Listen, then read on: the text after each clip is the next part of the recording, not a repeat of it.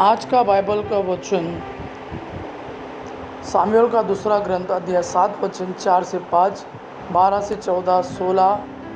दूसरा वचन सन पौलुस का रोमियो के नाम पत्र अध्याय 4 वचन 13, 16 से 18 और वचन 22। और आज का सुसमाचार सन मत्ती के अनुसार अध्याय 1 वचन 16, 18 से 21, 24 और अध्याय 2 वचन 41 से 51। सामुएल का दूसरा ग्रंथ अध्याय 7 वचन 4 से 5, 12 से 14 और 16। उसी रात प्रभु की वाणी नातान को यह कहते हुए सुनाई पड़ी, मेरे सेवक दाऊद के पास जाकर कहो, प्रभु यह कहता है, क्या तुम मेरे लिए मंदिर बनवाना चाहते हो? जब तुम्हारे दिन पूरे हो जाएंगे और तुम अपने पूर्वजों के साथ विश्राम करोगे, तो मैं तुम्हारे पुत्र को तुम्हारा उत्तराधिकारी बनाऊंगा और उसका राज्य बनाए रखूंगा। वही मेरे आदर में एक मंदिर बनवाएगा और मैं उसका सिंहासन सदा के लिए सुदृढ़ बना दूंगा। मैं उसका पिता होऊंगा और वह मेरा पुत्र होगा। यदि वह बुराई करेगा तो मैं उसे दूसरे लोगों की तरह बेंत और कोड़ों से दंडित करूंगा। इस तरह तुम्हारा वंश और तुम्हारा राज्य मेरे सामने बना रहेगा और उसका सिंहासन अनंत काल तक सुदृढ़ रहेगा। दूसरा वचन सन पौलुस का रोमियो के नाम पत्र अध्याय 4 वचन 13, 16 से 18 और 22।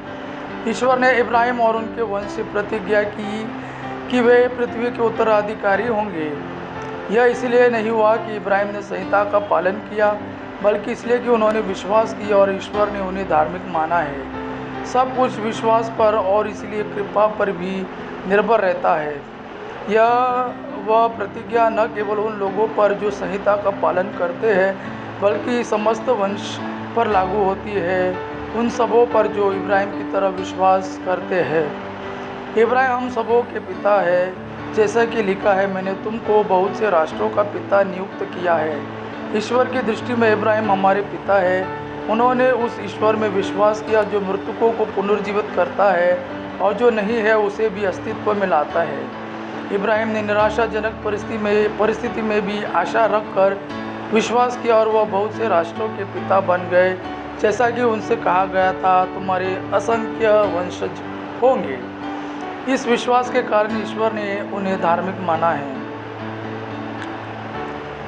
आज का सुसमाचार सन मत्ती के अनुसार अध्याय 1 वचन 16, 18 से 21, वचन 24 और अध्याय 2 वचन 41 से 51।